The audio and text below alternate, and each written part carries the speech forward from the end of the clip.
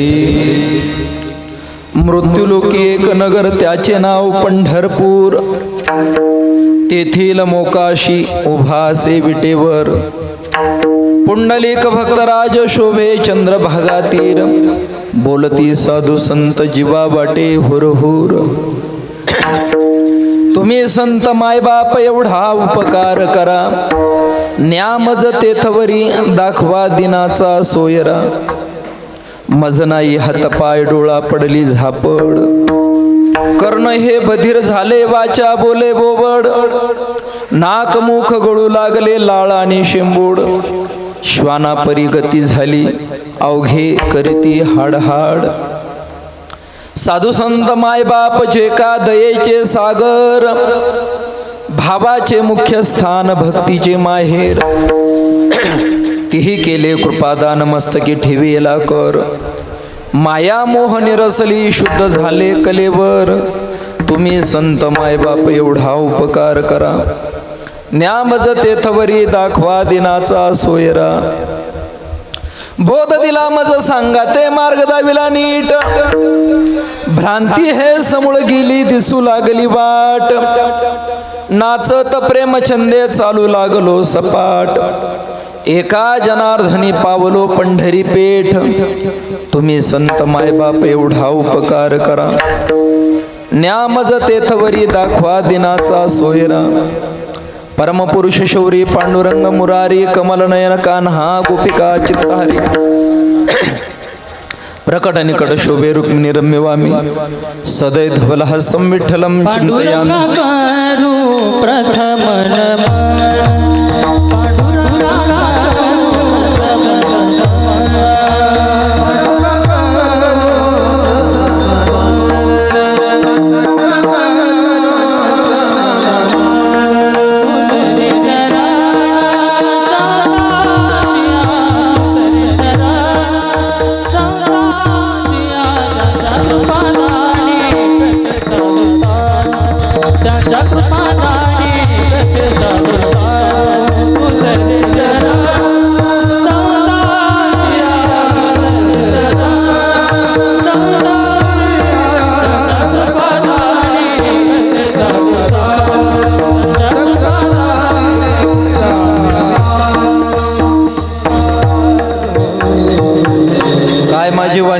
संतांचे रंजू चित्तासे आपल्या. मस्तक हे पायावरी या वारकरी संतांच्या. जयांचे गेल्या स्मरण होय सकळ विद्यांचे अधिकरण. तेच वंदू श्री चरण श्री गुरूंचे ते नमस्कार. आता ओम नमो ज्ञानेश्वरा. करुणाकरा दयाळा तुमचा अनुग्रह लादलो पावन झालो चराचरी. गजाननं भूतगणादि सेवितं कपित्थ जंबू फलचारु भक्षणं. उमासुतं शोकविनाशकारकं नमामि विघ्नेश्वर पादपङ्कजं. नमस्ते शारदे देवी सरस्वती मतिप्रदे वसत्वं मम जिह्वाग्रे सर्वविद्यां प्रदा भव. अतुलित बलधामं हेमशैलापदेहं धनुजवन कृशानुं ज्ञानिनामाग्रगण्यं. सकलगुणनिधानं वानराणामधीशं रघुपति परिभक्तं वातजातं नमामि. ओम मृत्युंजयाय रुद्राय नीलकंठाय शंभवे अमृतेशाय शर्वाय महादेवाय ते नमः. ओम नीलांजनं समाभासं रविपुत्रं यमाग्रजं छायामार्तण्डसंभूतं तन्नमामि शनैश्वरं. नर्मदायै नमो प्रातः नर्मदायै नमो निशिः. नमस्ते नर्मदे देवी त्राहि मां भवसागरात्. नमस्ते गोदावरी देवी त्राहि मां भवसागरात्. नमो सद्गुरु तुकया ज्ञानदीपा. नमो सद्गुरु सच्चिदानंद रूपा. नमो सद्गुरु भक्त कल्याण मूर्ती. नमो सद्गुरु भास्करा पूर्ण कीर्ती सेवे लागी. सेवक झालो सेवक झालो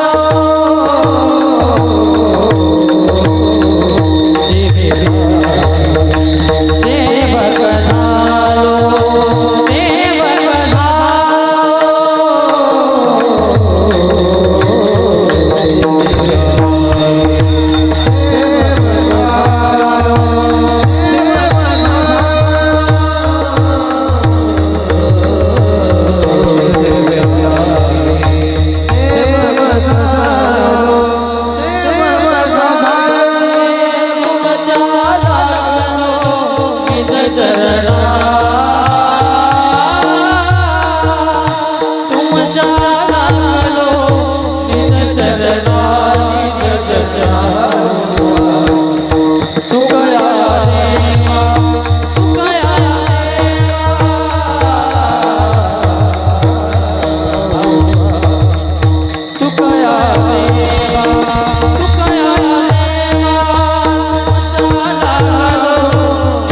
चरणा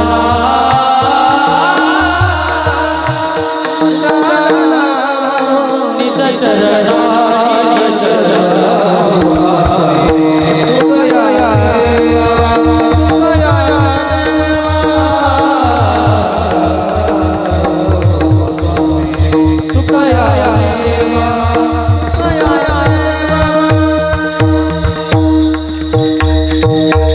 मृत्यूलोकी एक नगर त्याचे नाव पंढरपूर. तेथील मोकाशी उभा सेविटेवर पुंडलिक भक्तराज शोभे चंद्रभागा तीर. बोलती साधू संत जीवा वाटे हुरहुर. तुम्ही संत मायबाप एवढा उपकार करा. न्या मज केतवरी दाखवा दिनाचा सोयरा. प्रस्तुत प्राप्त समय प्राप्तस्थळी कीर्तनरूपी सेवेकरता निवडलेला अभंग पैठणचे सुप्रसिद्ध साधू शांतिवर्म संत श्रेष्ठ श्री एकनाथ महाराज यांचा 4 चरणाचा किंबहुना ध्रुवपदासह 5 चरणाचा अत्यंत महत्त्वाचा. आणि हा जो अभंग आहे हा आंधळा, पांगळा, मुका आणि बहिरा 4ही प्रकरणातला हा अभंग. विठ्ठल विठ्ठल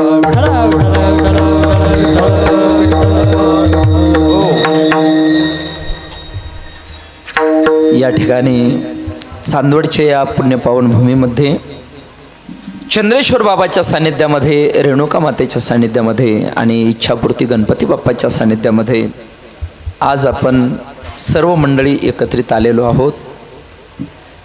कार्यक्रमाचं प्रयोजन सर्वांना ज्ञात आहे.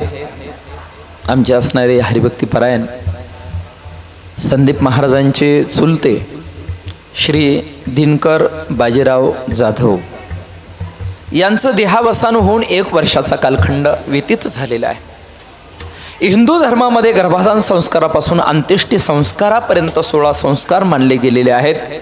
त्यापैकी अंत्येष्टी संस्काराच्या अंतर्गत परिपूर्णतेकडे जाणारा हा एक असणारा वर्षश्राद्ध विधीचा संस्कार, याला प्रथम पुण्यस्मरण असं सुद्धा म्हणतात. अशा या संस्काराच्या निमित्ताने आपण सर्व मंडळी या ठिकाणी एकत्रित जमलेलो आहोत. सध्याचा जो कालखंड आहे हा वारीचा कालखंड आहे आणि या वारीच्या कालखंडामध्ये जन्म मरणाचं निवारण करणारी जी वारी आहे, तर अशी वारी उद्या विश्वमाऊली ज्ञानोबरायांचं असणारं प्रस्थान, अशा प्रस्थानच्या कालखंडामध्येच ही कीर्तन सेवा आहे. आपण सर्व मंडळी बहुश्रुत आहात. आपण अनेक कीर्तन प्रवचन ऐकलेली आहेत. आजचं हे कीर्तन आपलं टाइमपास म्हणून कीर्तन नाही. प्रत्येकाने आपल्या जीवनामध्ये अंतःकरणपूर्वक विचार करावा. दिनकर भाऊ आपल्यामधून निघून गेलेले आहेत. एक दिवस आपल्याला पण जायचंय. खऱ्या अर्थाने आपण आपल्या मरणाला विसरलेलो आहे, म्हणून आपल्या जीवनामध्ये आपण निश्चिंत असल्यासारखे दिसतो. परंतु खऱ्या अर्थाने जन्म काय आहेत, मरण काय आहे, या गोष्टीचा जर गांभीर्याने जर विचार केला तर मनुष्य संसार सागरामध्ये रममाण होणार नाही. राजा परीक्षितींच्या बाबतीमध्ये आपण जर पाहिलं तर फक्त त्यांना कळालं की 7व्या दिवशी तक्षक नावाचा सर्प मला दंश करणार आहे आणि मला या विश्वाचा निरोप घ्यावा लागणार आहे. एवढा मोठा चक्रवर्ती सम्राट, परंतु परीक्षितींच्या अंगावरती रोमांच उभे राहिले आणि सर्वसंग परित्याग त्या राजाने आपल्या जीवनामध्ये केला.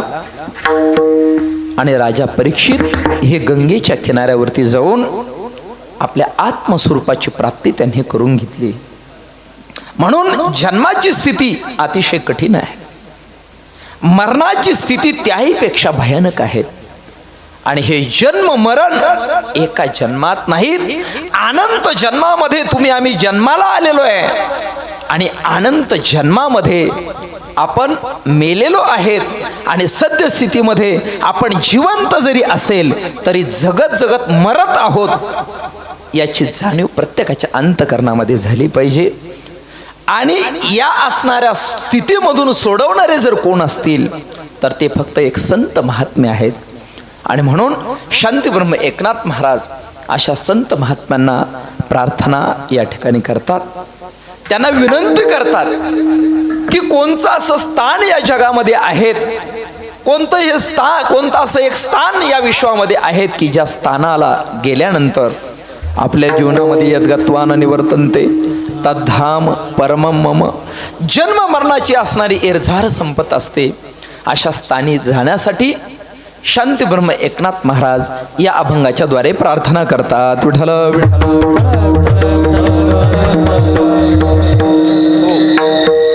या ठिकाणी सर्व सुंदर अशा पद्धतीचे गायक वादक मंडळी उपस्थित आहेत. सर्वांच्या उपस्थितीमध्ये अतिशय योग्य वेळेमध्ये चिंतन सेवा आपल्याला समर्पित करायची. 10:30 बरोबर आपल्या कीर्तन सेवेला प्रारंभ झालेला आहे, म्हणून 12:30 वाजता आपल्याला ही चिंतन सेवा परिपूर्ण करायची आहे. जास्त भाग न लांबवता आपल्या अभंगाकडे वळतो. विठ्ठल विठ्ठल. या विश्वाची व्याप्ती पसारा जर पाहिला तर अनंत आहे. तसं तर या विश्वाला अनंत म्हणता येत नाही. याच्यामध्ये काही प्रकार आहेत. साधी शांत आहेत, अनादी शांत आहेत, अनादी अनंत आहेत. याच्यामध्ये विश्व जरी अनंत आपल्याला भासत असेल तरी सुद्धा ते साधी आहेत, याचा अर्थ त्याला आदी आहेत. शांत आहेत याचा अर्थ त्याला अंत आहे. म्हणून विश्व अनंत जरी वाटत असेल तरी या विश्वाला अनंत म्हणता येत नाही. परंतु हे विश्व ज्या भगवान परमात्म्यापासून झालेलं आहे तो परमात्मा मात्र अनंत आहे. अनंत स्वामी अनंत म्हणती माझी या स्वामी ते अनंत गुण द्याते मनोनिया अनंत गुण द्याते मनोनिया अनंत म्हणती माझी या स्वामी ते अनंत गुण द्याते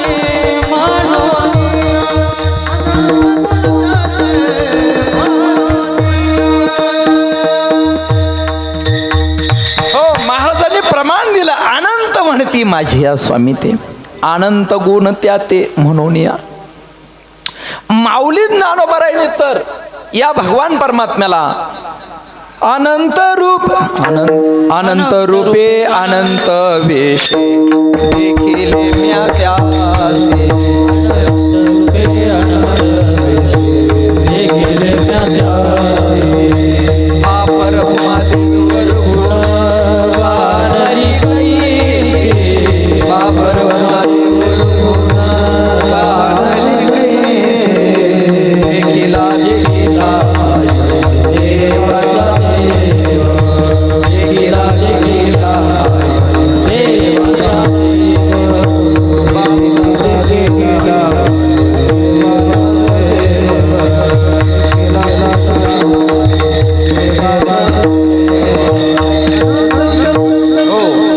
अनंत रूपे अनंत वेशे देखिले म्या त्यासे. सजनो, माऊली ज्ञानोबारायने त्या भगवान परमात्म्याला अनंत रूपामध्ये पाहिलं, अनंत वेशामध्ये पाहिलं.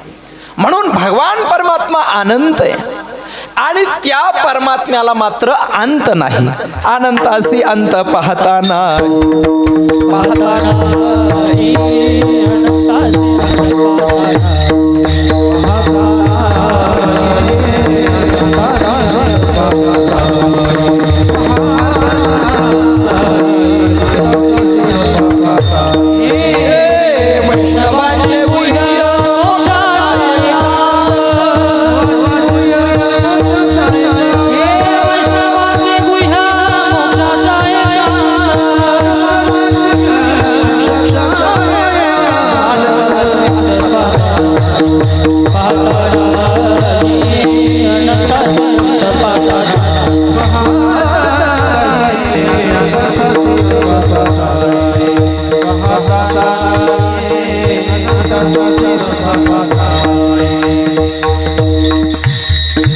परमात्मा अनंत आहेत आणि त्यांना अंत नाही. आणि त्या परमात्म्यापासून हे विश्व झालेले म्हणून विश्वाला अनंत म्हटलं तर वावगं ठरणार नाही. आणि भगवंताचं एक नाव आहे ओम विश्वम. विष्णुर्व षटकारो याच्यामध्ये ओम विश्वम हे भगवंताचं काय आहे नाव आहे. बघा या असणाऱ्या अनंत स्वरूप भगवान परमात्म्याच्या सर्वच गोष्टी अनंत आहेत. सर्वच गोष्टी अनंत आहेत. बघा भगवान परमात्म्याने आपल्या उदरामध्ये जी ब्रह्मांड धारण केलेली आहे ती सुद्धा अनंत ब्रह्मांडे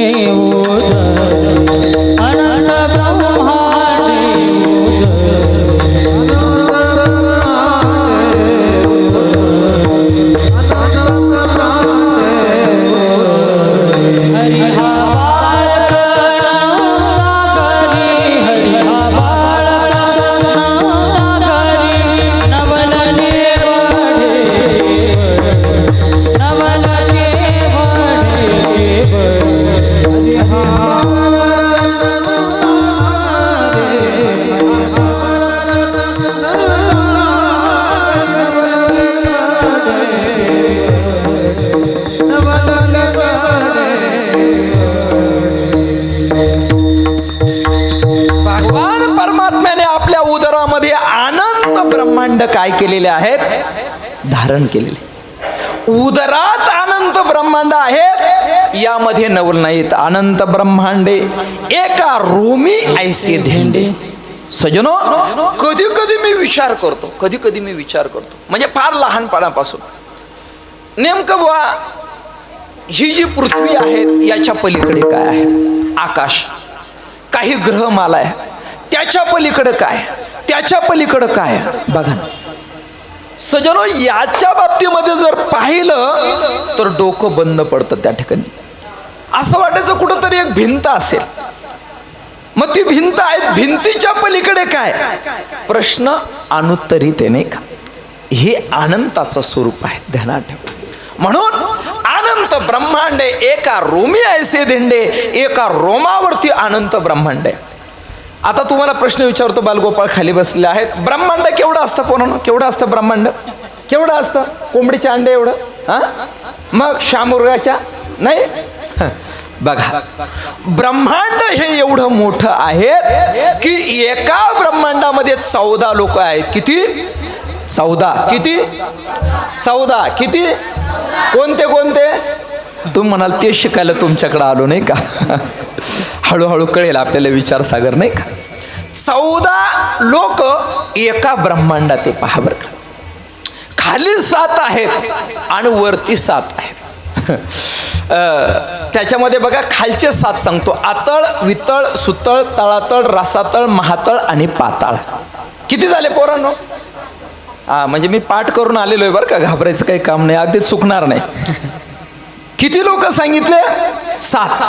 आतळ वितळ सुतळ तळातळ रसातळ महातळ पाताळ.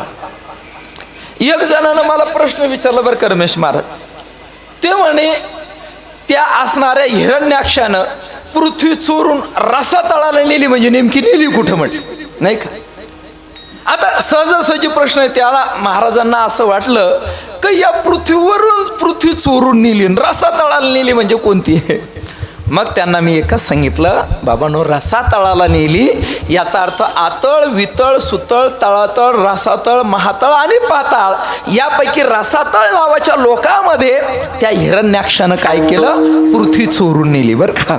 बरेच रहस्य आपल्याला समजत नाही. त्याला वाटलं पृथ्वी चोरून नेली आणि पृथ्वीवरून पृथ्वीकडं चोरून नेली. आता हा प्रश्न कोणी विचारला मी तुम्हाला नंतर सांगतो. विठ्ठल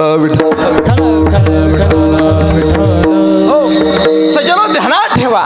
या ठिकाणी खाली 7 लोक मानलेले आहेत आणि वरती 7 लोक आहेत. भूलोक भोरलोक सोरलोक जनलोक महरलोक तपलोक आणि सत्यलोक. हे सुद्धा किती झाले 7. 7 आणि 7 14. आता या वरच्या 7 लोकांपैकी मी जी सुरुवात केली ती कोणत्या लोकापासून केली तर भूलोकापासून केलेली. बघा हा ज्या लोकामध्ये आपण राहतो या लोकाचं नाव आहे भूलोक. आता पहा या भूलोकाचं एक वेगळं अशा पद्धतीचं नाव आहे. याला काय म्हणतात मृत्यूलोक. मग का याचं नाव भूलोक असताना याला मृत्यूलोक तरी का म्हणतात. का म्हणतात याचं नाव तर भूलोक आहे याला मृत्यूलोक का म्हणतात. या ठिकाणी सगळ्या प्रकारच्या गोष्टी अनिश्चित आहेत, पण एक गोष्ट मात्र निश्चित आहे. सगळ्या गोष्टी अनिश्चित. बघा, एखादा मुलगा जन्माला येईल, काही सांगता येत नाही, पोटातच गच्छंती होऊ शकते. आलं जन्माला, 1 दिवसाचं होईल म्हणून सांगता येत नाही, झालं 1 दिवसाचं. पण 6 दिवसाचं 5 दिवसाचं होईल म्हणून सांगता येत, झालं 5 दिवसाचं. पण त्याची 5वी होईल म्हणून सांगता येत, झालं त्याची 5वी पण झाली. 6 दिवसाचं होईल म्हणून सांगता येत नाही, झालं 6 दिवसाचं. पण त्याची 6वी पूजली जाईल म्हणून सांगता येत, ती पण पूजल्या गेली. ते 1 वर्षाचं होईल म्हणून सांगता येत, तुम्ही फक्त नाही म्हणायचं बरं का, सांगता येत नाही. झालं 1 वर्षाचं, पण त्याचा वाढदिवस साजरा होईल म्हणून सांगता येत, तो पण झाला.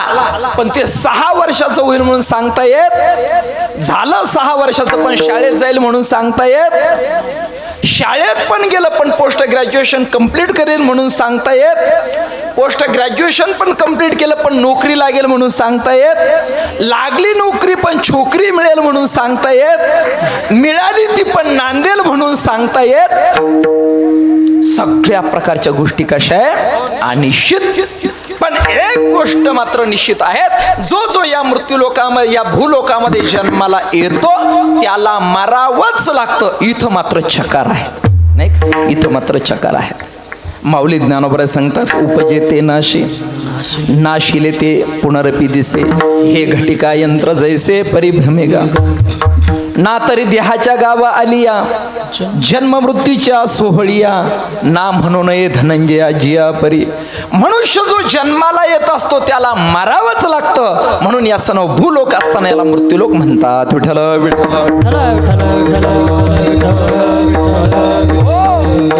आता या मृत्यूलोकाचं वैशिष्ट्य विश्व माऊली ज्ञानोबाराने सांगितलं. मृत्यूलोके सुखाची कहाणी, ऐकी जेल कवणाचे श्रवणी, कैची सुखनिद्रा अंथरुणी इंगळाच्या. मृत्यूलोकामध्ये जन्माला आल्यानंतर इथं सुखाची कहाणी म्हणजे गोष्ट सुद्धा ऐकायला मिळत नाही, नाही का? सजनो, या जगामध्ये आमचे गुरुवर विठ्ठल बाबा घुले खूप सुंदर चिंतन करायचे याच्यावरती, नाही का? बाबा सांगायचे, दुःखाची लिवणी सुखाचे अंग, सळीत जगाते.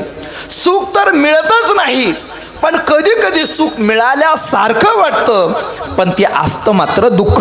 विठ्ठल विठ्ठल विठ्ठल. मी एक उदाहरण नेहमी सांगत असतो, आता हे कॅसेट चालू आहेत म्हणून पुन्हा एकदा सांगतो. विठ्ठल विठ्ठल. एका जणांना ऐकलं, एका गावाचं नाव भूतगाव आहे. भूतगाव, त्या गावाचं नाव भूतगाव आहे. काही काही लोक घरच्या भाकरी खातात आणि दुसऱ्याच्या उच्चापात्या करत असतात. त्यानं पाहिलं या गावाचं नाव भूतगाव म्हणजे सर्व गावात भूतच राहतं ती का, चला म्हटले जाऊनच पाहू. आणि म्हणून तो त्या गावाच्या दिशेनं निघाला. निघाल्यानंतर गावाच्या वेशीवरती गेला आणि तिथं लिहिलेलं होतं श्री क्षेत्र भूतगाव. त्यानं त्या वेशीमधून आतमध्ये प्रवेश केला. इकडे पहा तिकडे पहा, त्याला कोणीच दिसेना. शेवटी मात्र त्याला एक मनुष्य दिसला. यानं त्याला प्रश्न विचारला, का हो म्हटले, या गावाचं नाव भूतगाव आहे, म्हणजे गावात सर्व भूतच राहतात की काय? त्या व्यक्तीने मोठं गोड उत्तर दिलं. नीट ऐका म्हणजे लक्षात येईल. त्या व्यक्तीनं सांगितलं, गेल्या 25 वर्षामध्ये इथं काय झालं मला काहीच सांगता येणार नाही, कारण मला मरून 25 वर्ष झाले. आलं लक्षात तुमच्या? त्या व्यक्तीनं काय सांगितलं, मला मरून किती वर्ष झाले? 25 वर्ष झाले. याचा अर्थ हा ज्याला मनुष्य समजला तो मनुष्य नसून काय होतं? तसं या जगामध्ये आपण ज्याला सुख समजतो ते सुख नसून काय असतं? दुःख. माऊली ज्ञानोबा सांगतात, दुःखाचे लिवणी सुखाचे अंग, सळीत जगाते. या न्यायाने दुःख सुखाचं पांघरून घेतं. गुरुवारी विठ्ठल बाबा घुले तर खूप खूप विनोद करायचे याच्यावरती. आता एवढं कीर्तनात शक्य नाही. विठ्ठल विठ्ठल. सजनो, हे संपूर्ण जग जे आहेत हे संपूर्ण दुःखाने भरलेलं आहे, संपूर्ण दुःखाने भरलेलं. याचं स्वरूप 15व्या अध्यायामध्ये सांगितलं. ऊर्ध्व मूल मध शाख मश्वत्थं प्राहुरवे छंदांसि यस्य पर्णानि यस्तं वेद स वेदवित् अधश्चोर्ध्वं प्रसृतास्तस्य शाखा गुणप्रवृद्धा विषयप्रबलाः अधश्च मूलान्यनुसन्ततानि कर्मानुबन्धीनि मनुष्यलोके न रूपमस्येह तथोपलभ्यते नान्तो न चादीर न च संप्रतिष्ठा. याला आदी नाही आणि याला अंतही नाही. विठ्ठल विठ्ठल आणि प्रत्येक मानव मात्राला इच्छा मात्र कशाची? सुखाची. तुम्हाला आम्हाला सर्वांना इच्छा कशाची? सुखाची. असं कोणी आहे का या ठिकाणी? बरेच दिवस झाले गेला डॉक्टरांकडे, डॉक्टर साहेब काय आले, काय थंडी येते का, ताप? अहो काहीच येत नाही. मग आले का?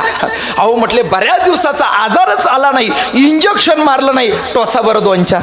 असं कोणी आहेत का या ठिकाणी? कोणीच. सजनो, दुःख कोणालाही नकोय. शांतीब्रह्म एकनाथ महाराज म्हणतात, मज लागी दुःख व्हावे ऐसे कोणी भाविना जीवे न वांछितही फळ पावे येणे न घडे स्वतंत्रता. या दृष्टिकोनातून नाथबाबांनी सांगितलेलं आहे, मज लागी दुःख व्हावे. कोणालाही दुःख व्हावं वाटत नाही, सुख मात्र प्रत्येकाला व्हावं वाटतं, पण मिळतं का? सर्व सुखाची आशा जन्म गेला, सर्व सुखाची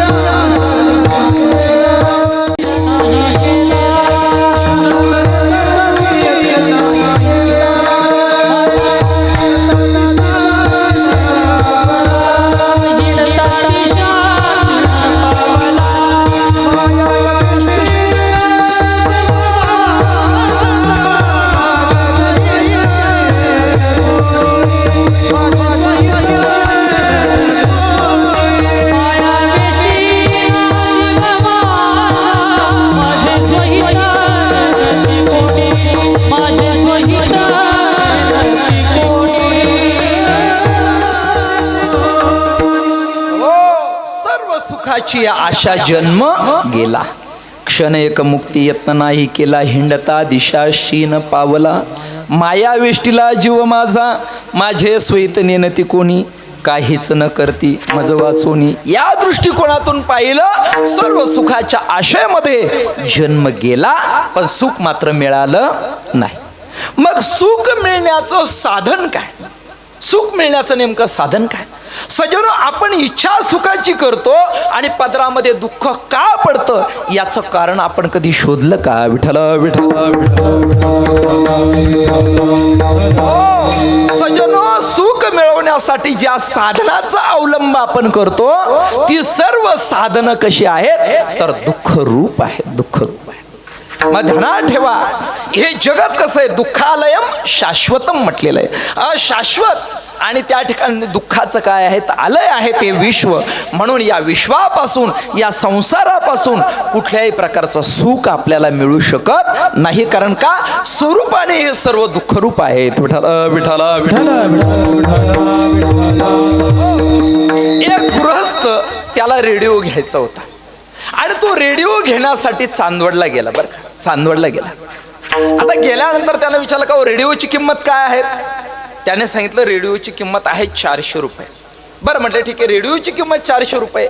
यानं खिशाचा सल्ला घेतला, याच्याकडे नेमके 200 रुपये होते. मग 200 रुपये होते, याला वाटलं 200 आपण देऊ आणि 200 काय करू? उधार ठेवू. पण तेवढ्यामध्ये याचं लक्ष, समोर एक बोर्ड लिहिलेला होता, त्या बोर्डावरती लिहिलेलं होतं, आज रोख उद्या उधार. तो म्हटलं आज रोख द्यावे लागतील, उद्या उधार आहेत, मग आता आपण असं करू, उद्या येऊ, नाही का, उद्या येऊ. तो घरी गेला. आज तरी त्याने 200 आणले होते, दुसऱ्या दिवशी येताना ते पण आणले नाही, कारण तिथं लिहिलं होतं आज रोख उद्या उधार. म्हटलं संपूर्ण उधार आहे, काही काळजी करायचं काम नाही. म्हणून पुन्हा तो त्या दुकानामध्ये गेला आणि गेल्यानंतर म्हटले काऊ कालचा रेडिओ दाखवा. त्याने पुन्हा कालचा रेडिओ दाखवला. आता याला काय करायचं होतं? संपूर्ण पैसे उधार ठेवायचे होते, पण तेवढ्यात याचं लक्ष पुन्हा त्या बोर्डाकडे गेलं. काय लिहिलेलं होतं बोर्डावरती? आज रोख उद्या. आता सांगा, हा गृहस्थ किती दिवस त्या दुकानामध्ये गेला म्हणजे त्या पाठीवरचा उद्या आज होणार आहेत. त्या पाठीवरचा उद्या कधी आज होत नसतो, कारण ती पाठी स्वरूपाने तशी आहे. तसं या जगाकडून कधी सुखाची अपेक्षा करायची नाही, कारण हे जग स्वरूपानेच दुःख रूप आहे. विठ्ठल विठ्ठल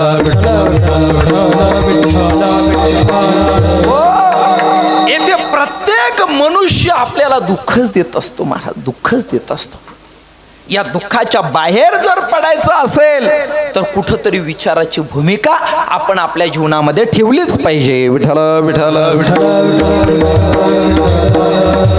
एकाची बायको अशी महाराज, एकाची बायको अशी, हा पगार घेऊन आला, पंचारतीच घेऊन यायची, पंचारती घेऊन ओवळण्यासाठी यायची बरं का. आणि याच्या घरामध्ये असं राहायचं महाराज, पगार आल्या आल्या पहिल्या 10 दिवस अशी धामधूम राहायची बरं का, खाणं पिणं सगळं चंगल राहायचं. त्याच्यानंतरच्या 10 दिवसामध्ये टामटूम राहायचं बरं का बेत. पहिल्यांदा धामधुमीमध्ये, नंतर टामटूम, आणि शेवटच्या 10 दिवसामध्ये सामसूम बरं का. याला कोणी पुन्हा म्हणजे नाश्त्याला सुद्धा कोणी विचारत नव्हतं. हा धामधूम टामटूम सामसूम त्यानं पाहिलं नाही का. मग आता हा पगार घेऊन आला, बायको असं आदरातिथ्यच करायची. आता हा पगार घेऊन आला, आल्यानंतर बायको म्हणे, का हो चहा करू का तुम्हाला? म्हटले नको. मग कॉफी करू का तुम्हाला? म्हटले नको. मग तुम्हाला काही नाश्ता करू का? म्हटले नको. मग काय करू? म्हटले तुझं काळं कर एकदा इथून. नाही का सजन ध्यानात ठेवा, इथं जोवरी चळण गा तोवरी म्हणती माझा, ही स्थिती आहे. कारण का हे जग जे आहेत, जग म्हणजे एक छोटीशी नाटक कंपनीचे महाराज बरं का. प्रत्येकाच्या घरामध्ये रोज नित्यनेमाने नाटक चालू आहेत. म्हणून अशा जगाचा अंगीकार केल्यानंतर जीवनात कधी सुख मिळणार नाही. सुख जर मिळवायचं असेल तर तेने विन जीवा सुख नो,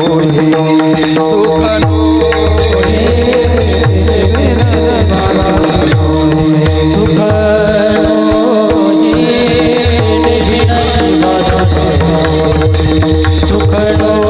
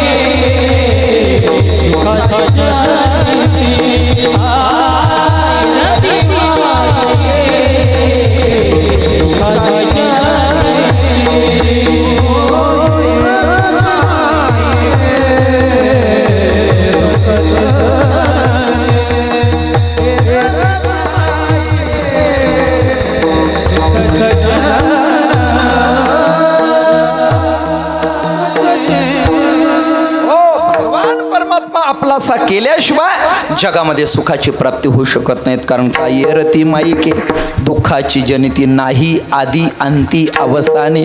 हेच 15व्या अध्यायामधलं जे वर्णन आहेत, नाही आदी अंती अवसानी, येरती माईके दुःखालयम शाश्वतम. हे सर्व जर पाहिलं तर जगत हे दुःखाचं घर आहेत. म्हणून परमात्म्याच्या प्राप्तीशिवाय जीवाला सुखाची प्राप्ती होऊ शकत नाहीत. मग जो भगवान परमात्मा आपल्याला प्राप्त करायचा आहे, आता त्याचा पत्ता मात्र आपण काय केला पाहिजे? शोधला पाहिजे. तो भगवान परमात्मा आहे कोठे? नाही का. आता असाच प्रश्न त्या हिरण्यकश्यपूने आपल्या मुलाला विचारला, म्हणजे प्रल्हादाला विचारला, सांग तुझा देव कोठे आहे? प्रल्हादानं काय सांगितलं? इथं आहे तिथं असं नाही सांगितलं. प्रल्हादानं सांगितलं, बाबा तुम्ही म्हणतात माझा देव आहे कोठे, मी तुम्हाला प्रश्न विचारतो तो नाही कोठे? तो नसे ऐसा ठाव उरला से कवन सर्वत्र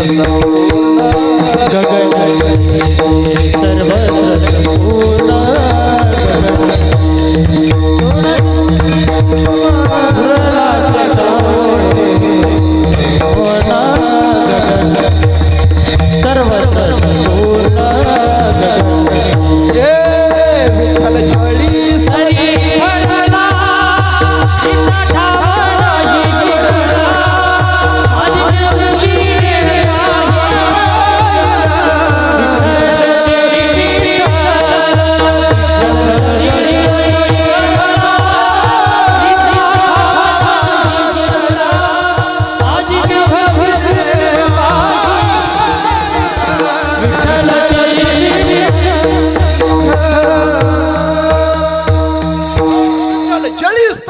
उरला रीता ठाव नाही उरला अणो रनियान महदो महियान या अणु रेणू मध्ये सर्वत्र तो काय झालेला आहे भगवान परमात्मा भरलेला आहे.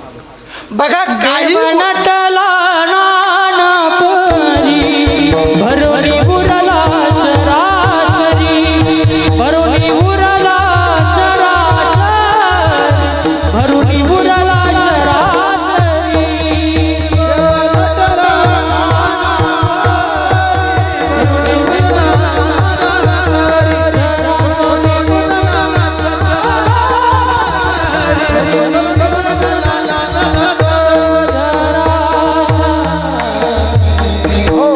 नटला नाना परी भरोनी उरला चराचरी. संपूर्ण तो भगवान परमात्मा सर्वत्र आहे.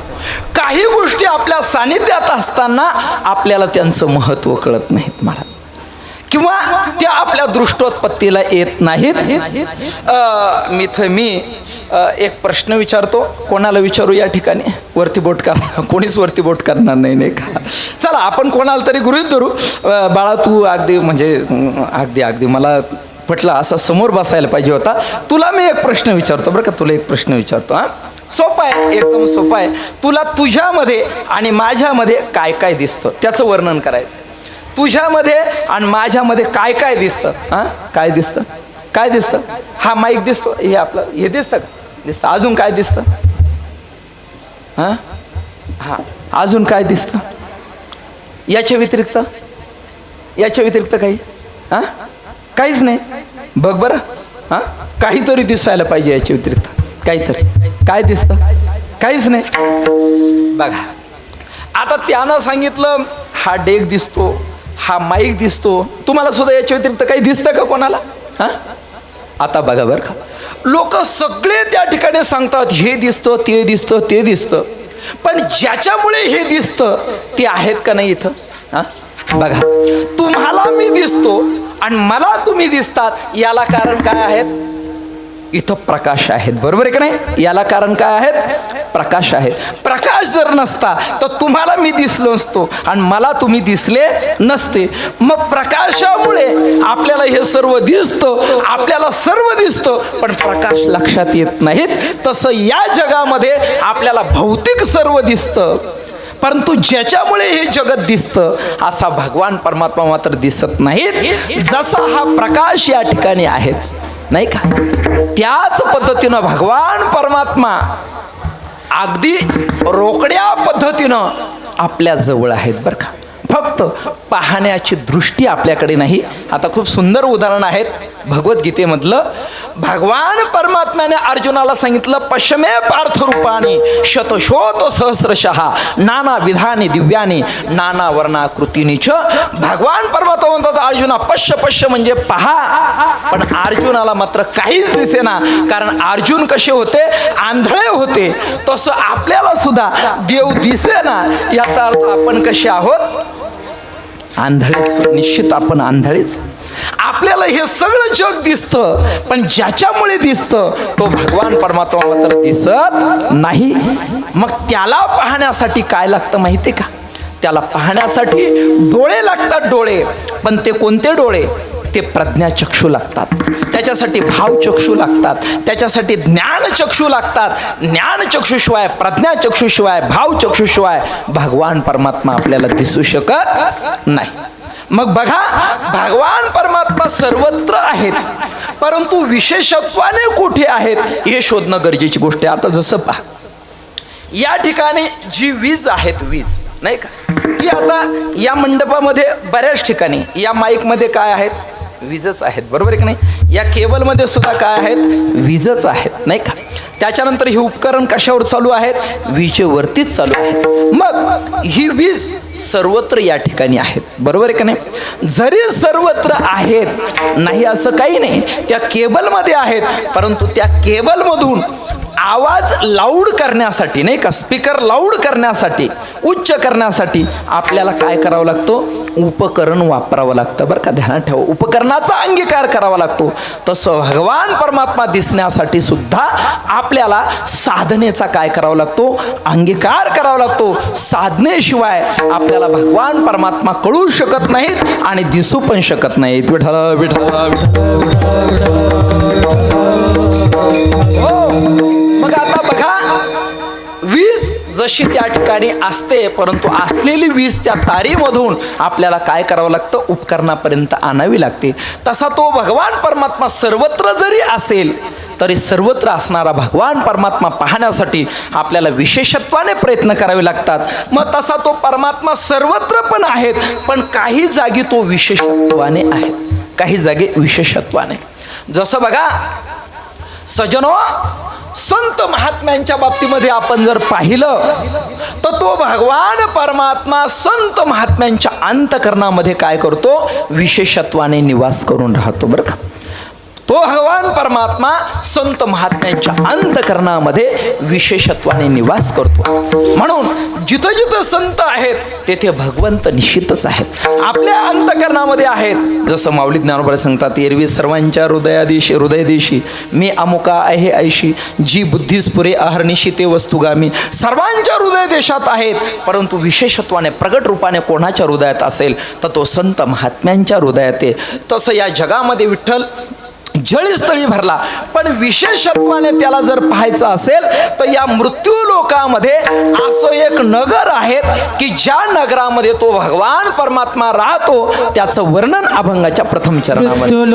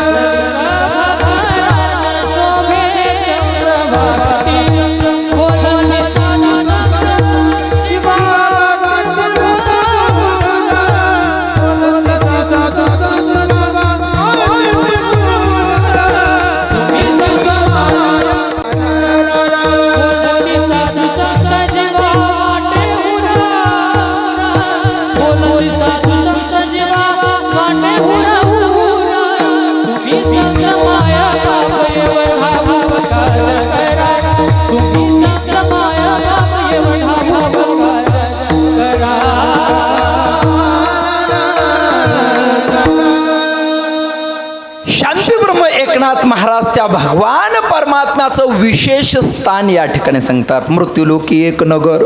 तसं मृत्यूलोकात एकच नगर आहे का हो? नगरांची संख्या भरपूर आहे. चांदवडला गेले तर 2-4 नगर तुम्ही पाहिले या ठिकाणी, बरोबर. 5-7 नगर असतील चांदवड. नाही कळालं तर निदान पालखीच्या वाटेवरचं कोणतं, सदाशिव नगर, बरोबर आहे का नाही. नाही कळालं तर मग नंतर त्याच्यानंतर जवळचं जिल्ह्याचं कोणतं, अहिल्यानगर.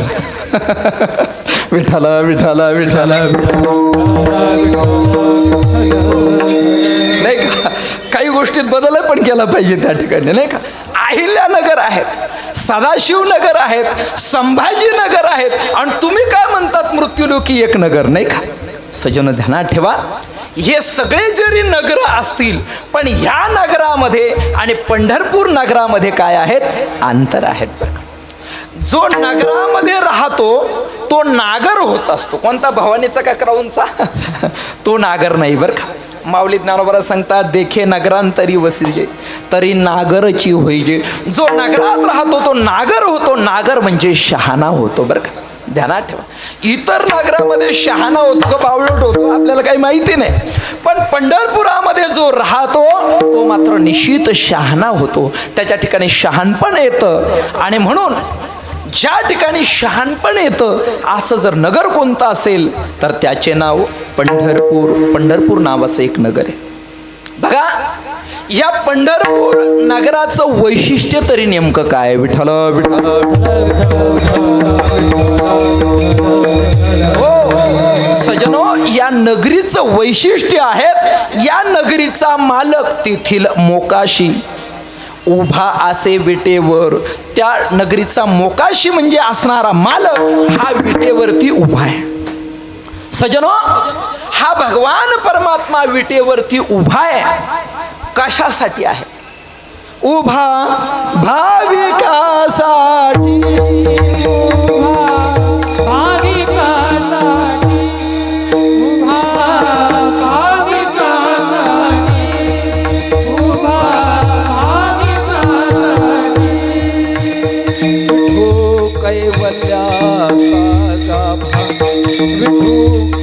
कैवल्याचा भाऊ भाविकासाठी उभा, भाविकासाठी विठू कैवल्याचा गाभा, विठू कैवल्याचा गाभा उभा, भाविकासाठी उभा,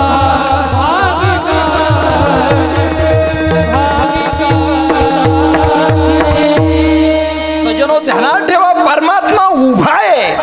उभा शब्दाचा अर्थ आहे तत्पर. बरं का, तो तत्पर. जसं मी एखाद्याला हाक मारली, माझ्यावर काही प्रसंग आला या ठिकाणी, हाक मारली, आता तुम्ही खाली बसलेले आणि हे सगळे उभे, मग मी हाक मारल्यानंतर बसलेले लवकर धावत येतील का उभे असलेले लवकर धावत येतील? उभे असलेले. उभा शब्दाचा अर्थ आहे तत्पर. भगवान परमात्मा उभा आहे, पण कोणासाठी? भाविकासाठी. बरं का, म्हणून पंढरपूरला जाणारी एवढी गर्दी असेल बरं का, ती गर्दी, त्या गर्दीचं काय केलेलं आहे असं विवरण केलेलं आहे. आमच्या ते गुरुवारी आहेर बाबा, त्यांच्याकडून मला ऐकायला मिळालं या गर्दीमध्ये किती प्रकारचे लोक असतात. काही हौशे असतात, काही नवशे असतात, काही गौशे असतात, आणि 2 प्रकार एक्स्ट्रा ऐकायला मिळेल. काही बघे असतात आणि काही टघे असतात. बरं का, असे 5 लोक तिथं पाहायला मिळतात. चला सज्जनो, ध्यानात ठेवा, त्याच्यामध्ये काही भावनिक लोक आहेत, नाही का, भावनिक लोक. त्या भाविकांसाठी तो भगवान परमात्मा उभा आहे. जसं पहा, कोरोनाच्या कालखंडामध्ये वारी झाली. किती जणांनी वारी केली हो कोरोनाच्या कालखंडात? वरती बोट करा बरं. इथं उपस्थितांपैकी कोरोनाच्या कालखंडामध्ये किती लोकांनी वारी केली? सजनो, आता आम्ही गेलो बरं का, 11 दिवसामध्ये देहूवरून निघून पंढरपुरापर्यंत पायी गेलो. त्या ठिकाणी आता ते असं चोरी करतच गेलो. त्या ठिकाणी पोलिसांचा डोळा चुकून वगैरे हे त्या गोष्टी. चला, म्हणजे मी काही लय फार श्रेष्ठ वारकरी असं मला काही सांगायचं नाही, पण महत्त्वाची गोष्ट अशी आहे की सजनो, त्याही कालखंडामध्ये असे काही वारकरी आम्ही पाहिले निष्ठावंत, की त्यांनी मात्र वारी त्या ठिकाणी चुकू दिली नाही. तुकोबरा सांगतात, वारी चुको नेली हरी वारी, नेली हरी वारी, नेली हरी वारी,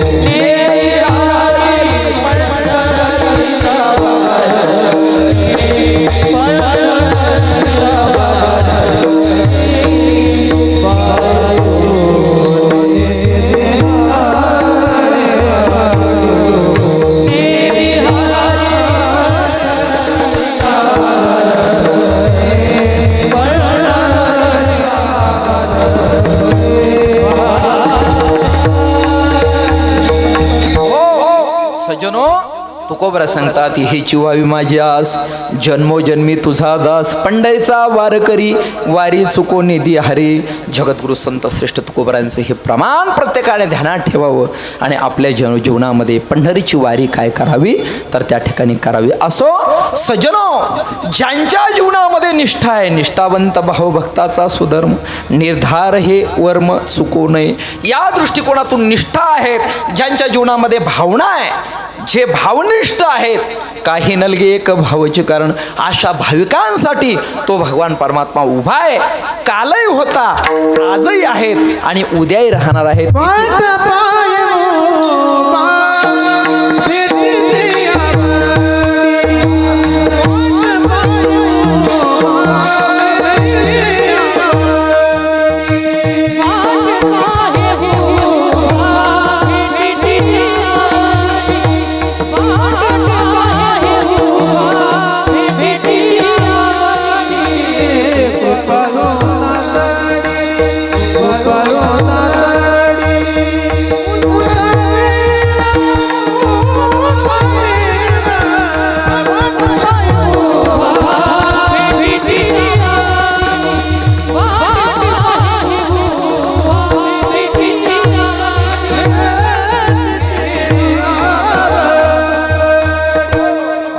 परमात्मा वाट पाहे उभा भेटीची आवडी. सुंदर प्रमाण उभा शब्दासाठी त्याने प्रमाण दिलं, पण कोणासाठी?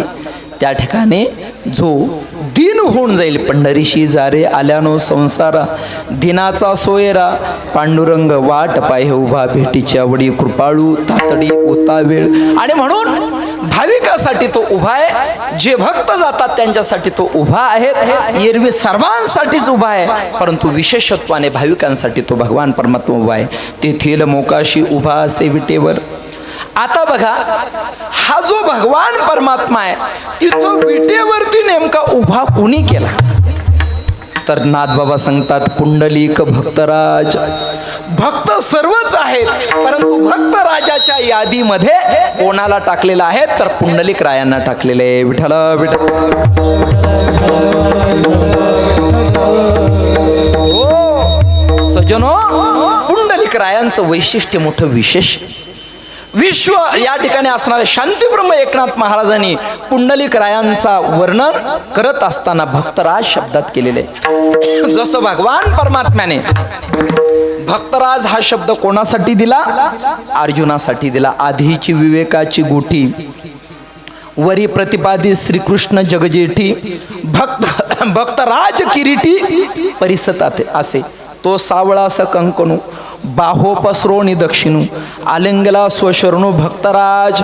भक्तराज हा शब्द दिलेला आहे, तो अर्जुनासाठी दिलेला आहे. तोच शब्द या ठिकाणी पुंडलिक रायांसाठी दिलेला आहे. पुंडलिक आला, पुंडलिक भक्तराज, तेने केशव ओळला सहज दिदला विठ्ठल मंत्र बीज, तेने झाले सर्व ही काजगा. या दृष्टिकोनातून पुंडलिक रायांचं वर्णन भक्तराजामध्ये केलेलं आहे. बघा, या पुंडलिक रायाने या भगवान परमात्म्याला विटेवरती उभं केलं.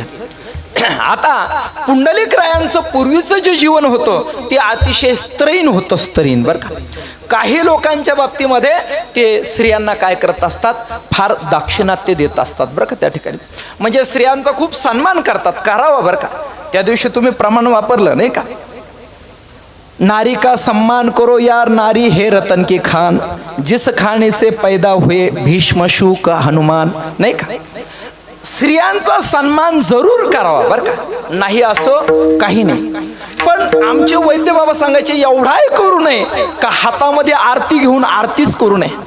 मग बाबा आरती सांगायची त्या ठिकाणी, जय देवी जय देवी, जय माझी बायको, तू जे जे सांगेल ते ते आम्ही ऐको. वैद्य बाबा म्हणायचे बरं का. एवढा सन्मान नाही बरं का. योग्य ठिकाणी योग्य मत जर असेल तर स्त्रियांचा सुद्धा सन्मान केलाच पाहिजे. पण काही ठिकाणी जर अयोग्य गोष्ट असेल, ऐकून घ्यायचं, पण मात्र काय करायचं, त्या ठिकाणी सोडू नाही द्यायच्या काही गोष्टी. आता त्या का सोडायच्या, का धरायच्या, कोणत्या गोष्टी धरायच्या, कोणत्या सोडायच्या, कीर्तनात आता सांगायला आपल्याकडे वेळ नाही. सज्जनो, ध्यानात ठेवा, पुंडलिक रायांच्या बाबतीमध्ये बायकोचा एवढा सन्मान करायचे. त्या ठिकाणी एकदा असा प्रसंग निर्माण झाला की पुंडलिक रायांना कुठं जायचं होतं, काशीच्या यात्रेला जायचं होतं. मग काशीच्या यात्रेला जायचं होतं. जात असताना आई वडिलांना काय केलं? काय केलं? खांद्यावर घेतलं? नाही नाही नाही, त्यांना अगदी दोराने बांधलं त्या ठिकाणी. म्हणजे थांबले तर लगेच ओढत नेण्याची तयारी. आणि बायकोला खांद्यावरती घेतलं आणि पुंडलिकराय पुढे निघाले, काशीला निघाले. सजन कुकुड स्वामींच्या आश्रमामध्ये मुक्काम पडला. आणि मुक्काम पडल्यानंतर संध्याकाळी पुंडलिकरायांनी पाहिलं 3 स्त्रिया त्या कुकुड स्वामींच्या आश्रमात यायच्या. येत असताना काळ्या कुट्ट आणि जात असताना मात्र पांढऱ्या शुभ्र होऊन जायच्या. पुंडलिकरायांच्या नजरेमधून ही गोष्ट चुकली नाही. पुंडलिकरायाने एक दिवस त्यांना गाठवलं, तुम्ही कोण? म्हटले, आम्ही गंगा यमुना सरस्वती आहोत. येताना काळ्या कुट्ट आणि जाताना पांढऱ्या शुभ्र होऊन जातात. त्यावेळी त्या 3 महिलांनी सांगितलं, त्याचं कारण असं आहे, तुझ्यासारखे पापी, काय शब्द वापरला? तुझ्यासारखे पापी आमच्या स्नान करतात, त्याचा परिणाम आमच्या ठिकाणी मलिनता येते. आणि ज्यावेळी आम्ही या स्वामींची सेवा करतो, या संत महात्म्यांची सेवा करतो, त्याचा परिणाम की आमचं पाप धुतलं जातं आणि पुन्हा आम्ही पांढऱ्या शुभ्र होऊन जातो. सजनो, शब्द ऐकला, तुझ्यासारखे पापी. पुंडलिकरायाच्या अंतकरणाला झटका बसला, झटका. सजनो, आपल्या अंतकरणाला कधी झटकाच बसत नाही. त्या ठिकाणी आपल्या अंतकरणाला कधी झटका बसत नाही. आपलं जीवन म्हणजे नर्मदा मातेमधले गोटे, नाही का? निघतात कुठून? उगमापासून. निघतात कुठून? अमरकंटकवरून. वाहत वाहत कुठे येतात? समुद्राला. पण निघतात तिथूनही गुळगुळीतच आणि समुद्राला मिळतात तिथे पण गुळगुळीतच. मला वाटतं बरेच लोक, नाही का, सुरुवातीपासून शेवटपर्यंत कथा ऐकतात आणि कीर्तन ऐकतात. उभं आयुष्य सगळं त्यांचं ऐकण्यातच चाललं, पण गुळगुळीच्या गुळगुळी. कुठंतरी अंतकरणाला झटका बसला पाहिजे. सजनो बघा, त्या असणाऱ्या वाल्या कोळीच्या सानिध्यामध्ये नारद महर्षी गेले. आणि नारद महर्षी गेल्यानंतर तो वाल्या कोळी दुष्ट होता, हातामध्ये कुऱ्हाड घेऊन आला, धावतच आला. आणि धावत आल्यानंतर कुऱ्हाड उगारली.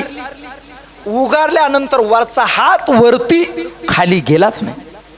नारद महर्षी म्हटलं, ए वाल्या, अरे मार ना. ते म्हटलं, मारलं असतं तुला, पण आज मी 3रा माणूस पाहिला तुझ्या रीतीने. म्हटले, 3रा म्हणजे काय? हे बघ, म्हटले, आतापर्यंत मी 2 प्रकारची माणसं पाहिली. एकावरती कुऱ्हाड उगारल्यानंतर भित्रा असेल तर तो पळून जायचा. एखादा जर थोडासा सशक्त असेल तर मला विरोध करायचा. आता मी दोघांचाही खात्मा केला बरं का. त्या ठिकाणी जो कोणी शूरवीर होता त्याचाही खात्मा केला आणि जो कोणी पळून जायचा त्यालाही संपवलं. पण आज मी 3रा माणूस पाहिला. कारण का? इथं तू विरोधही करत नाहीत मला आणि पलायनही करत नाहीत. त्या वाल्या कोळ्याचे हात तिथं स्थिर झाले. मग नारदांनी त्याला विचारलं, का रे ए वाल्या, अरे ज्यांच्यासाठी तू हे एवढ्या चोऱ्या माऱ्या करतो ते तुझ्या पापाला जबाबदार आहे का? आणि ज्या वेळेस तो वाल्या कोळी विचारण्यासाठी घरी गेला त्यावेळेस त्याने सांगितलं, हे बघा, बायकोनं सांगितलं तुम्ही माझ्याशी लग्न केलेलं आहे, तुम्ही माझ्याशी लग्न केलेलं आहे, आम्हाला सांभाळणं तुमचं कर्तव्य. मग पैसा आणत असताना टेबलाच्या वरून आणा, नाही तर टेबलाच्या खालून आणा, चोऱ्या करून आणा किंवा भ्रष्टाचार करून आणा, ते तुमच्या तुम्ही पहा बरं का, ते तुमच्या तुम्ही पहा, आमचा त्याच्याशी काही संबंध नाही. तुम्ही लोकांचे बांध कोरा, काय करायचं ते करा, चिंगळ्या खाली दाबा, मोंड्याचा माल वरून टाका, दुधामध्ये पाणी टाका, काय करायचं ते तुम्ही करा, आमचा मात्र त्याच्याशी संबंध. हेच आहे बरं का, ध्यानात ठेवा, हेच आहे, प्रत्येकाने ध्यानात ठेवायचं. कर्माचं सूत्र अतिशय बारीक आहे. मी काय म्हणतो, अरे भ्रष्टाचार केल्यापेक्षा नाही घरामध्ये 1 लाखाचा टीव्ही लावला तर काय फरक पडणार आहे का त्या ठिकाणी? नाही पार बंगल्याला पार असे तर त्या ठिकाणी काय ते वेगवेगळ्या प्रकारचे हे काढले नाही चालणार का त्या ठिकाणी? सजनो ध्यानात ठेवा, लई सजवण्या धजवण्याच्या भानगडीत पडू नका. अन्न वस्त्र निवाऱ्यासाठी प्रत्येकाची गरज आहे आणि म्हणून लिमिटेड मापामध्ये सगळ्या गोष्टींचा त्या ठिकाणी यूज करा, म्हणजे पाप करण्याची गरज पडणार नाही. अनाचार करण्याची गरज पडणार नाही, भ्रष्टाचार करण्याची गरज पडणार नाही. आणि जो करील त्याच्या पापाला तोच जबाबदार राहील. एक असणारा दुष्ट वाल्याकुळी, त्या वाल्या कोळ्याच्या अंतकरणावरती परिणाम झाला, त्याच्या अंतकरणाला झटका बसला.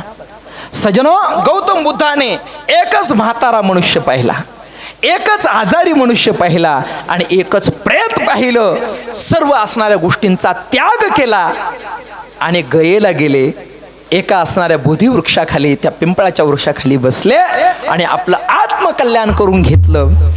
आपण तर कित्येक त्या ठिकाणचे असणारे मेलेले प्रेत काही काही तर बांधायला आणि त्या अंत्यविधीचे स्पेशल असतात, बिड्या फुकत फुकत बांधत असतात नाही का, बिड्या फुकत फुकत काडी लावत असतात, तरी त्यांना त्याचं काहीच वाटत नाहीत. तुकोबरा सांगतात, सावध त्या गुणे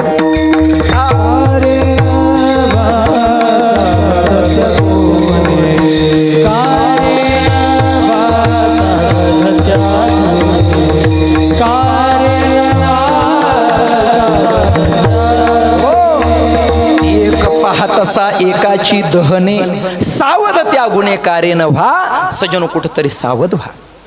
बघा, या असणाऱ्या पुंडलिक रायांनी त्या असणाऱ्या स्त्रियांकडून ते शब्द ऐकले, तुझ्यासारखे पापी. अंतकरणाला झटका बसला आणि झटका बसल्यानंतर पुंडलिक राय आई वडिलांना आता मात्र खांद्यावरती घेतलेलं आहे आणि आपल्या पत्नीला मात्र आता दोर लावलेला आहे. पंढरपूर क्षेत्रामध्ये आले आणि आई वडिलांची एवढी सेवा केली, एवढी सेवा केली का त्या सेवेनं भगवान परमात्मा प्रसन्न झाले. आणि ज्यावेळेस पुंडलिकराय आपल्या आईवडिलांची सेवा करत होते, ती सेवा करत असताना भगवान परमात्म्याला सांगितलं, ए पुंडलिका, मी आलेलो आहे. म्हटले, तू कोण?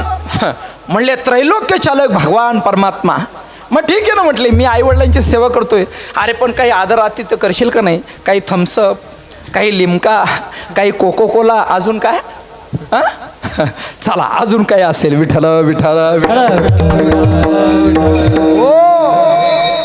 पुंडलिकरायानं सांगितलं की जोपर्यंत माझ्या आईवडिलांची सेवा करून होत नाहीत तोपर्यंत तुला तिथं उभं राहावं लागेल. अरे पण उभं कशावरती राहू? पुंडलिकरायाने एक वीट पडलेली होती, ऐसा कैसा रे तू धीट, मागे भिरकाविली वीट. अशी आदराती त्यांना नाही दिली, मागं भिरकावली आणि भिरकावल्यानंतर ती वीट कुठं जाऊन पडली? पंढरपुरामध्ये 3 टेकड्या आहे बरं का, 3 टेकड्या. एक टेकडी आहेत, तिचं नाव आहे हरिदास टेकडी. एक टेकडी आहे, तिचं नाव आहे नामदेव टेकडी. आणि तिसरी टेकडी जी आहे तिचं नाव विठ्ठल टेकडी. आज जिथं भगवान परमात्मा उभे आहेत त्या टेकडीचं नाव आहे विठ्ठल टेकडी. पुंडलिकराय कुठं बसलेले होते त्यांना माहिती. त्यांनी ती वीट भिरकवली आणि ती विठ्ठल टेकडीवरती जाऊन पडली आणि पडल्यानंतर त्याच ठिकाणी भगवान परमात्मा अजूनही उभे आहेत. युगे झाले 28, अजून न म्हणसी बैस. या न्यायाने पुंडलिकरायाच्या असणाऱ्या पुंडलिकाच्या भावार्था गोकुळीहुनी झाला येता. या न्यायाने त्याच ठिकाणी पुंडलिकरायांचा भावार्थ जाणून आणि तो भगवान परमात्मा विटेवरती काय आहेत उभा आहे.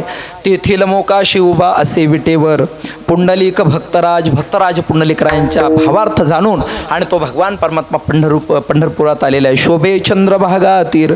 या ठिकाणी मूळ तिचं नाव भीमा आहे. पंढरी पुण्य ठाव निरे भिवरे तटी, पंढरी पुण्य ठाव.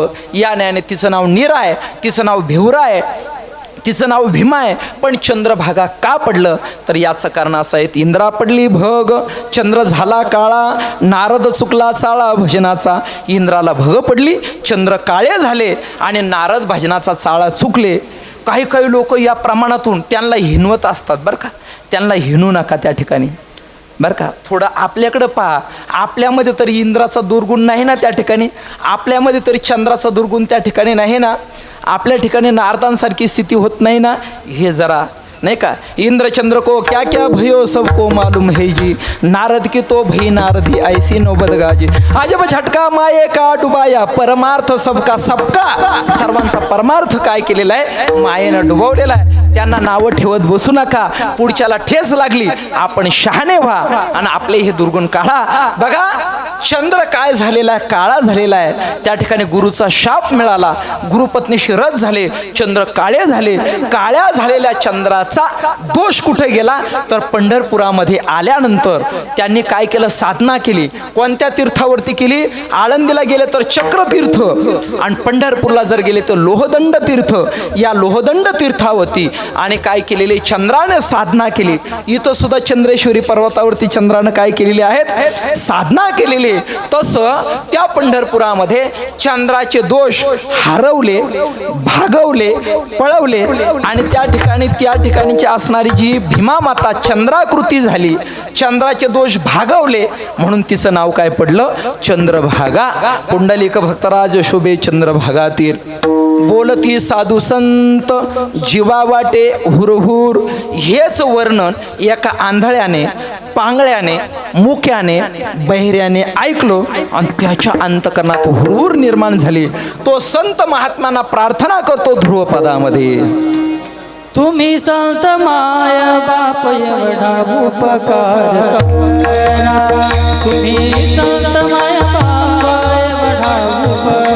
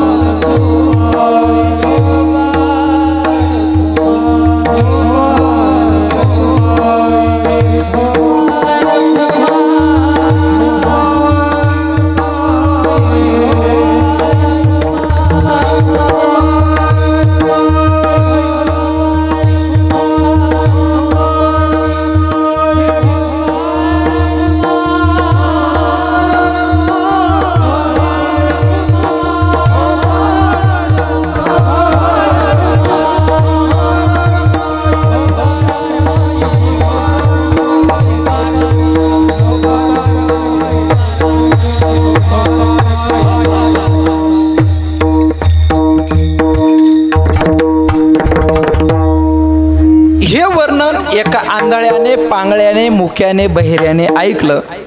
तुम्ही म्हणाल हा अभंग 4 प्रकरणात तुम्ही कसा बसवला, तर तृतीय चरणात वर्णन केले. मजनाई हातपाय पांगळ्याचं वर्णन आहेत, डोळा पडले झापड आंधळ्याचं वर्णन आहेत, कर्ण हे बधीर झाले बहिऱ्याचं वर्णन आहेत आणि वाचा बोले बोबड मुक्याचं वर्णन आहेत. बरं का, ध्यानात ठेवा. आता हे सगळं मी आज सांगणार नाही, पण हे तुम्हाला सगळं ऐकायला मिळेल. बरं का, हे राहिलेलं कीर्तन तुम्हाला ऐकायला मिळेल.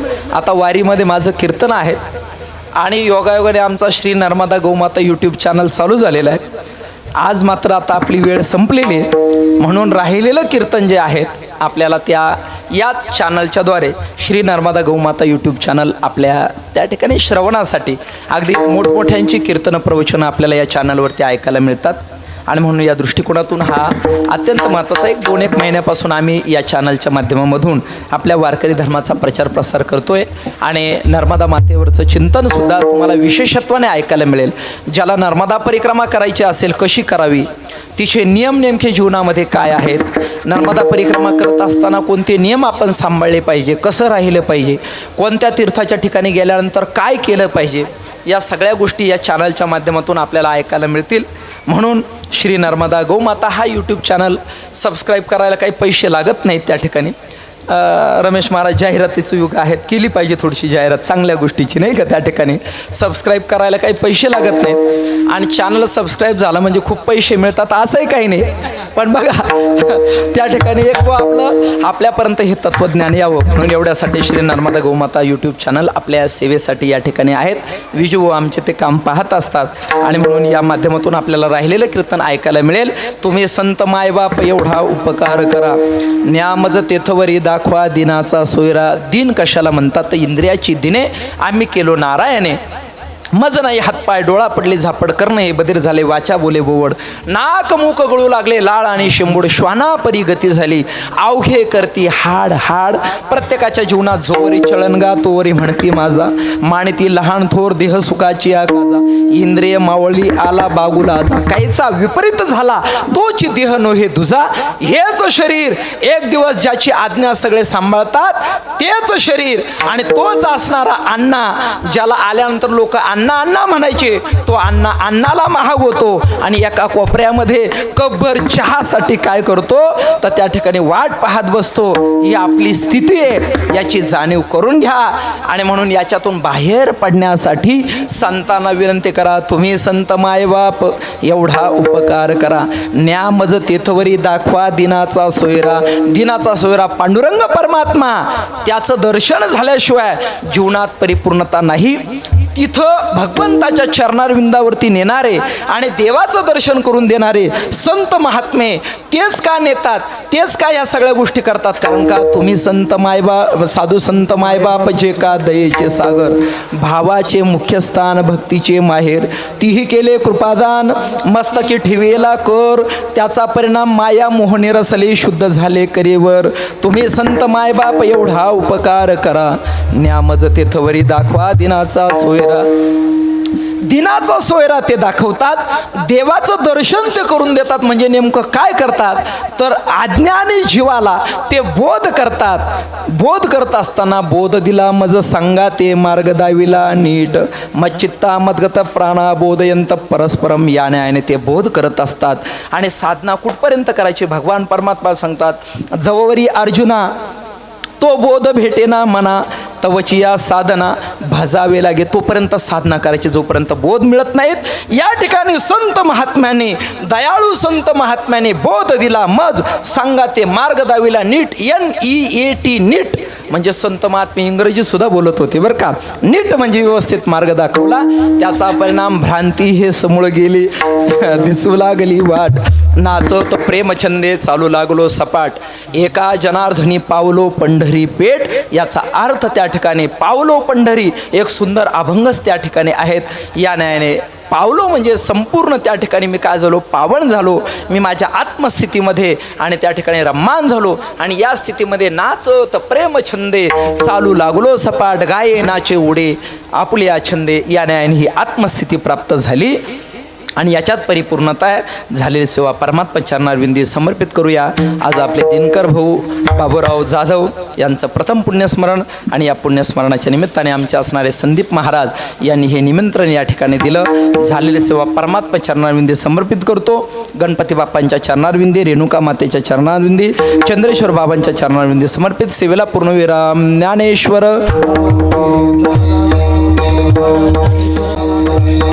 हो, 2 मिनिटं सर्वांनी मोठ्या प्रेमाने जप करायचा, सर्वांनी खूप प्रेमाने.